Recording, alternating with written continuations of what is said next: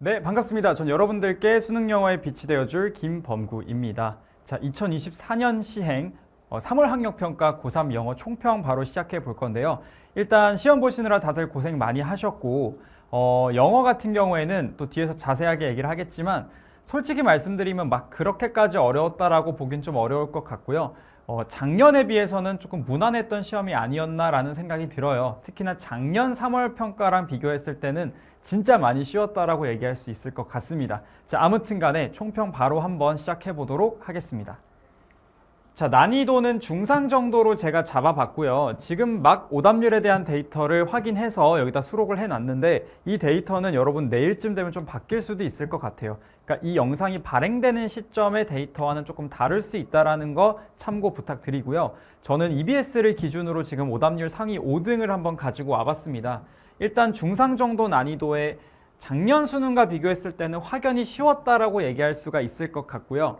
오답률 1등은 문장 삽입 39번이 차지를 했습니다. 정답률 21.4%로 꽤 어려웠던 문제로 볼 수 있겠는데 이 문제 조금 어려웠던 것 같아요.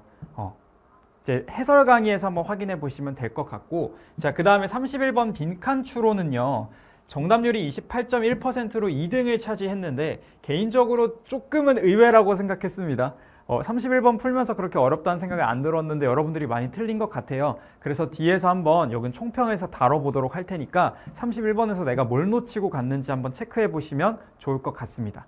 자, 그 다음 3위는 34번이 차지를 했는데요. 마찬가지로 빈칸 추론이었고 정답률은 28.4%로 31번과 거의 비슷한 수준의 정답률이라고 볼 수 있을 것 같고 사이트에 따라서 31번과 34번은 순위가 뒤바뀔 수도 있겠다라는 생각이 들어요. 34번 내용 조금은 추상적이거나 난해할 수 있었다고 볼 수 있는데 왜냐하면 일본어가 나옵니다.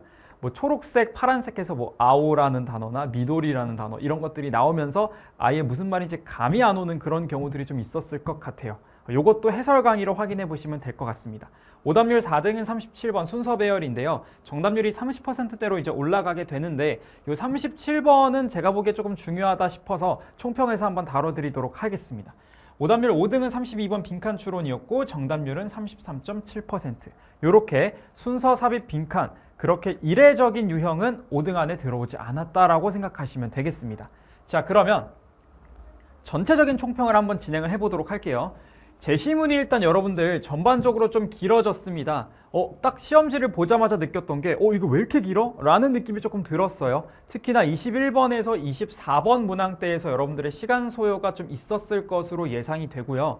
이렇게 도입부 문항들에서 여러분들이 약간 발목이 잡혀버리면 전체적으로 시험을 운용함에 있어서 다소 어려움을 겪기도 하고 멘탈이 흔들리기도 하고 뒤에 문제들을 충분히 풀 시간이 없다 보니까 불안해서 독해가 제대로 안 되고 전반적으로 이런 어려움들이 좀 수반되는 것 같긴 해요. 21번에서 24번 문항이 약간 여러분들의 발목을 잡았다라고 한다면 앞으로는 긴 제시문을 읽으면서 우리가 어떤 대처를 해야 되는지 그리고 마인드 컨트롤, 심호흡 등등의 어떤 좀 정신적인 트레이닝이 좀 필요할 것 같아요. 그럼 멘탈 트레이닝도 수능에서 되게 중요한 거 알고 계시죠? 특히 앞부분에서 여러분들의 기를 팍 죽여버리는 지금 같은 시험의 경우에는 뒷부분을 위한 충분한 시간을 할애하셔야 되므로 멘탈 챙기시는 거 조금 중요할 것 같아요. 그리고 긴 글을 빠르게 읽는, 그러니까 글을 읽는 연습을 좀 많이 하실 필요가 있다라는 것도, 그러니까 제시문의 길이에 나의 어떤 멘탈이 흔들리지 않는 실력을 구비할 필요가 있다라는 그런 뜻이에요. 알겠죠?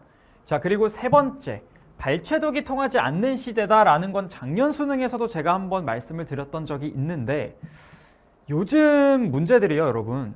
아무래도 킬러 문항 이슈로 인해서 뭔가 많은 변화들을 겪다 보니까 그로 인해 수반된 또 하나의 변화라고도 볼 수 있을 것 같은데 발췌독이 좀 안 통합니다. 그러니까 옛날에는 강조의 표현 한두 문장 읽고 정답 고르고 이런 어떤 스킬들이 조금 통했다라고 한다면 지금의 수능 같은 경우에는 발췌독이 조금은 어려워진 것 같아요. 특히나 20번, 22번처럼 누가 봐도 발췌독을 하고 넘어가는 그런 어떤 암묵적인 합의가 되어 있었던 문항들이 다소 어려워졌던 것 같습니다. 그래서 22번 문항들 같은 경우에도 여러분들이 답 고를 때 조금 시간이 걸리지 않았을까? 20번도 마찬가지고요. 여기서 시간 단축이 안 돼 버리니까 문제를 틀리진 않지만 시간 단축이 안 되니까 뒤에 문제들에 이게 좀 반영되지 않았을까 싶어요.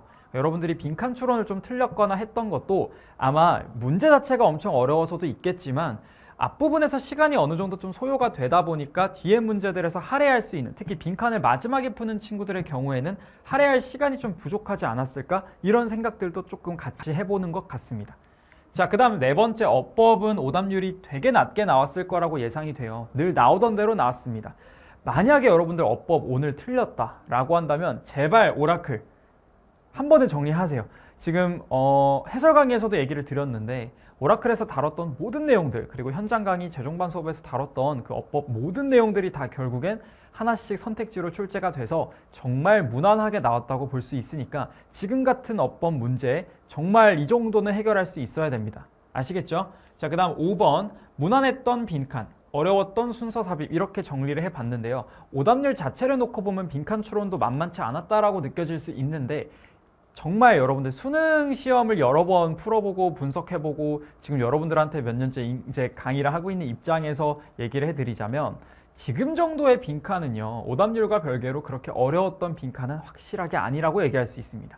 오히려 순서 삽입 쪽, 저는 37번 쪽 그리고 39번 이렇게 두 문제가 조금 주목할 만하다라는 생각이 들어요. 그러니까 오히려 이번 시험은 순서 삽입 쪽을 조금 강조해서 다룰 필요가 있겠고 빈칸 추론은 상대적으로 무난했다라고 얘기할 수밖에 없을 것 같습니다. 아시겠죠? 자, 이 정도로 우리가 총평을 정리해 볼 수 있을 것 같고요. 31번과 37번에 대한 얘기를 조금만 해보고 우리가, 그리고 이제 자세한 거는 주요 문항 해설에서 보는 걸로 합시다. 31번 빈칸 추론은요, 제가 식별의 중요성을 조금 강조하고 싶어요. 루미너스라는 제 커리큘럼에서는 항상 식별이라는 테마를 활용해서 빈칸 추론을 이제 풀어내는데 뭐냐면 빈칸 문장에서 타겟팅을 확실해야 된다는 거야. 지금 제가 이제 색깔로 다 표시를 해놨습니다. 빈칸의 주어가 뭐냐면요, our writing and oral story. 그러니까 우리의 글과 말이에요. 그러니까 우리가 찾아줘야 되는 건 누구에 대한 정보야? 우리의 글과 말에 대한 정보야. 얘가 어떻게 됐는지에 대한 얘기인데 빈칸 뒤에를 보면 빈칸 of the spontaneity and originality.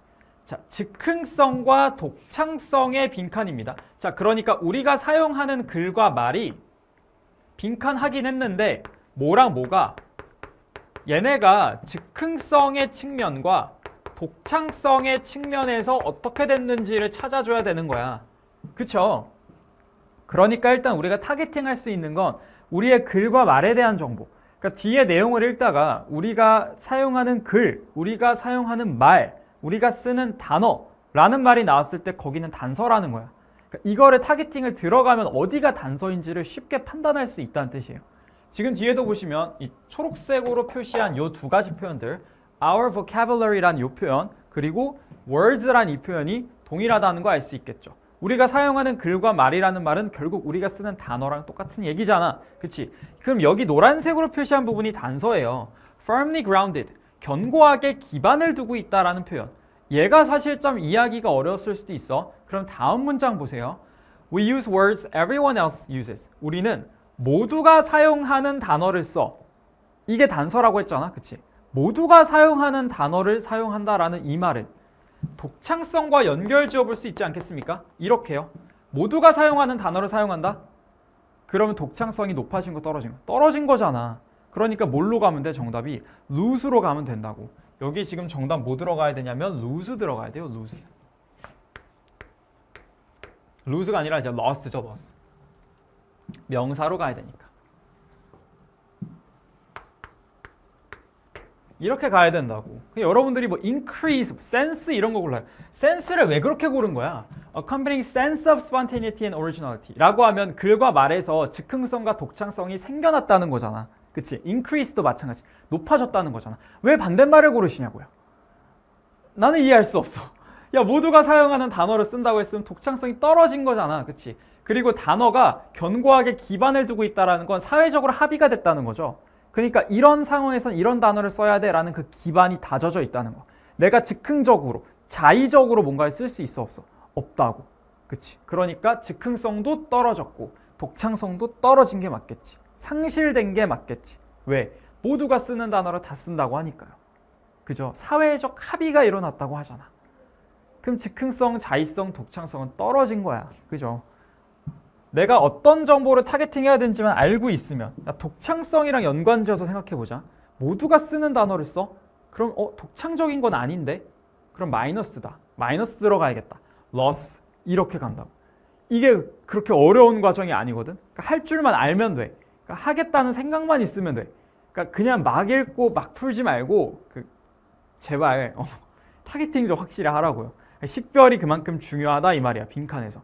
무슨 말인지 알겠죠? 자, 그 다음 37번도 한번 볼게요. 37번은 이제 여기 however 들어가는 요 단락이 지금 B고 요 단락이 지금 A거든. B가 먼저 오냐 A가 먼저 오냐 요걸 여러분들이 많이 헷갈려 해서 정답을 4번으로 고른 친구들이 좀 있었을 거야. CBA가 정답인데 CAB로 가는 거죠. 자, 근데 지금 보시면 여러분들 문법적 단서가 되게 중요해요. 그러니까 이게 A랑 B를 해석만 해보잖아? 그러면 약간 연결하기 어려워. 게다가 지금 이 37번이 모든 단락이 다 역접으로 시작하거든. 그러니까 이게 카오스야, 완전히. 완전히 카오스적인 이 상황에서 여러분들이 해석으로만 얘를 어떻게든 뭐 비벼보겠다 라고 하면 헷갈린단 말이야. 나도 헷갈려요. 그러니까 해석으로만은 해결이 안 될 때는 어떤 생각을 해주시면 좋냐면 해석으로만 푸는 게 아니다라는 생각을 해주셔야 돼. 다른 단서가 있을 거다라는 생각, 그게 무슨 단서인데 우리가 항상 얘기하는 문법적 단서라고요. 왜 자꾸 순서 삽입에서 문법적 단서가 나오면 이걸 그냥 홀라당 까먹고 해석만 하냐 이 말이야. 늘상 그런다고 여러분들이. 매해 그래. 매해 모든 수험생들이 명시적으로 보이는 이 문법적 단서를 정말 이를 악물고 무시해요. 이게 너무 답답한 거야. 봐봐. 여기 these designs라는 말이 나와. 얘가 가리키는 대상도 일단 이 B에 나오고요. 무엇보다 가장 중요한 건 지금 노란색으로 표시한 both approaches라는 말이 있어. 두 개의 접근법이 다 나와야 되거든. 그 두 개가 어디에 처음 언급되냐면 이 B에서 처음 언급이 돼요. landscape urbanist라는 요 첫 번째, 그 다음에 new urbanism이라는 두 번째. 이게 여기에 나온다고 이렇게. 그러니까 C에는 그게 안 나와. C에는 1번만 나와. 그럼 C 다음에 A로 가려면 여기가 설명이 돼요? 안 돼요? 안 되잖아요. 그쵸? 그러니까 B가 먼저 와야 될 수밖에 없다고. 이런 문법적인 단서들, 지시어, 지칭 이런 표현들 중요하다고요. 그러니까 여러분 수능에서만큼은 해석으로만 어떻게든 비벼보려고 하지 말고 제발 문법적 단서, 명시적 단서들, 지시어들, 대명사들 이런 것들 조금 자세하게 보셨으면 좋겠습니다. 아시겠죠? 이렇게 두 개만 여러분들한테 총평해서도 한번 전달해 드리도록 하겠습니다. 자, 앞으로의 공부 방향을 한번 잡아 드릴게요. 첫 번째, 가장 중요한 얘기가 될 것 같아. 수능은 단언컨대 이것보다 훨씬 어렵게 출제될 겁니다. 지금 여러분들 제시되어 있는 오답률 크게 믿지 마세요. 왜냐하면 6월, 9월 수능 때는 누가 들어와? N수생들이 들어와. 지금 오답률에서 훨씬 더 떨어지게 될 거야. 그러니까 지금 여러분들이 보고 있는 문제는 정말 딱 중상, 그 이상도 이하도 아니라는 얘기야. 알겠죠? 잘 봤다면 절대 자만을 하지 마시고 못 봤다면 오히려 경각심을 가져야 되는 그런 문제입니다. 그런 정도의 난이도야. 냉정하게 얘기할게요. 사실상 고3 되고 본 첫 시험인데 뭔가 좀 희망적인 얘기 그리고 뭔가 좀 고생했다라는 그런 위로의 얘기도 분명 해주고 싶어. 고생 너무 많이 했지만 어쩔 수 없어. 그래도 나는 현실을 전달해야 되는 의무가 있잖아. 이번 시험은 냉정하게 얘기할게요. 조금 쉽게 했던 것 같아. 그러니까 내가 잘 봤다라고 한다면 수능 때 지금 점수가 보장될 거라는 가능성은 없어요. 가능성이 아니라 뭐랄까 보장은 없어. 그러니까 지금 점수가 그대로 유지될 거라는 보장은 없어. 그리고 잘 못 보셨다면 앞으로 영어 공부를 조금 많이 하셔야 돼요. 기존에 해오던 거에서 시간을 많이 늘려야 될 거야. 알겠지? 자, 그리고 여러분들 아까도 얘기했지만 발췌독이 어려워졌고 제시문의 길이가 길어졌다고 했잖아. 그러니까 글을 좀 빠르게 읽는 연습 그리고 전부 읽는 연습이 필요합니다. 이걸 위해서는 우리가 여러 가지 어떤 부분에서의 노력을 해야 되는데 일단 해석을 빨리 해야 되니까 구문 공부가 좀 들어가야 될 필요가 있고요. 그 다음에 이제 독해의 기초적인 내용들이 있죠. 그러니까 빨리빨리 이해하고 넘어가는 그런 연습 좀 병행하시는 거 중요합니다. 구문 공부는 사실 강좌로 치면 문포독 시리즈가 이걸 해결해 줄 수 있고 독해 중에서도 좀 글을 빠르게 읽는 연습을 하려면 이제 실루엣이라는 강좌가 좀 도움이 될 거예요. 강좌로 소개를 하자면 이 정도 얘기를 할 수 있을 것 같고요.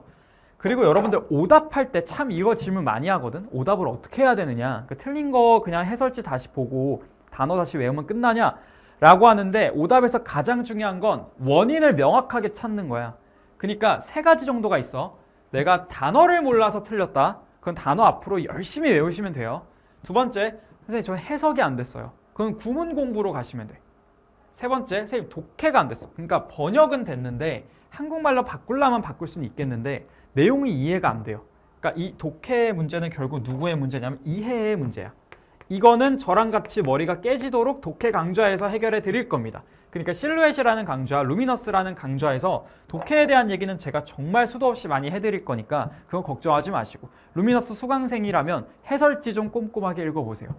해설지 210페이지 엄청 두껍게 그거 같이 간 거 알고 있죠? 해설지를 제발 아주 열심히 읽어보셔야 합니다. 아시겠죠? 자, 그 다음 마지막으로 평가원 기출 패턴을 조금 체화하는 방향으로 앞으로는 문제풀이를 좀 병행하는 연습을 하셔야 됩니다. 우리 다음 목표는 4월 아니고 6월이에요. 4월이야 뭐 지나가는 느낌이니까 뭐 가볍게 본다 치더라도 다음에 우리한테 중요한 목표는 6월 평가원. 그때는 우리가 그래도 어느 정도 등급을 보장을 받아야 되겠죠. 그걸 위해서는 적어도 6월 전까지 우리가 평가원 기출문제 다 보는 거 중요하다라는 얘기. 아시겠죠? 이 정도의 학습 가이드를 한번 제공해 드리고요. 마지막으로 커리큘럼 한 번만 정리하고 끝내도록 하겠습니다. 자, 제 연간 커리큘럼 중에서 구문과 관련된 강좌는 문포독 시리즈로 확인하실 수 있고요. 독해랑 관련된 강좌는 지금 실루엣, 독해의 4원칙, 그리고 루미너스, 평가원 기출문서 이렇게 두 가지가 나와 있습니다. 다 완강이에요. 그러니까 지금 뭘 시작하더라도 이미 강좌는 다 준비가 돼 있어. 교재랑. 여러분들은 시간만 내시면 돼요. 알겠죠? 밑줄 친 게 지금 시기에 듣기에는 좀 적합한 내용들, 요거 두 개는 조금 기본적인 내용들을 담고 있으니까 내가 현재 수준이 어느 정도냐에 따라서 조금 왔다 갔다 해보시면 될 것 같아.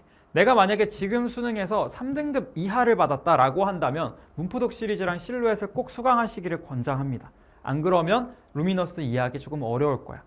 아시겠죠? 자, 어법 같은 경우에는 아까도 얘기했지만 오라클이라는 강좌가 있고요. 11개년치 평가원 기출문제를 싹 다 분석하고 출제 포인트도 싹 다 정리해서 여기서 벗어나는 유형이 절대 나오지 않는다라고 보시면 됩니다. 작년도 마찬가지, 올해 3월도 마찬가지. 단 한 번도 여기서 벗어나는 문제는 나온 적이 없어요. 됐죠?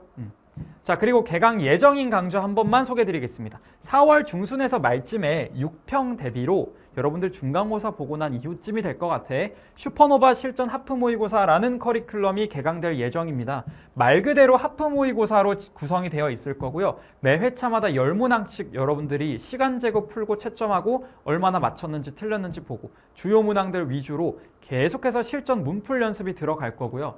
뭐라고 이해하면 조금 쉽냐면 루미너스에 대한 다음 커리라고 이해하면 돼. 여기서 기출 패턴을 한번 우리가 싹 정리하고 체화할 거야. 그게 제대로 체화했는지 뭐 해보는, 점검해보는 시간이다 라고 생각하면 되겠습니다. 요거는 이제 현장 강의로는 5월에 개강되게 될 커리큘럼이라서 현장 버전이 올라갈지 인강 버전이 따로 촬영될지는 아직 미정인데요. 4월 중순에서 말쯤에 한번 또 이제 개강이 되면 제가 공지를 드리도록 하겠습니다. 자, 그 다음에 내신 대비 여러분들이 많이 기다리고 있죠. 이번에 사정상 EBS 내신 대비 강좌를 못 열게 됐잖아. 그치?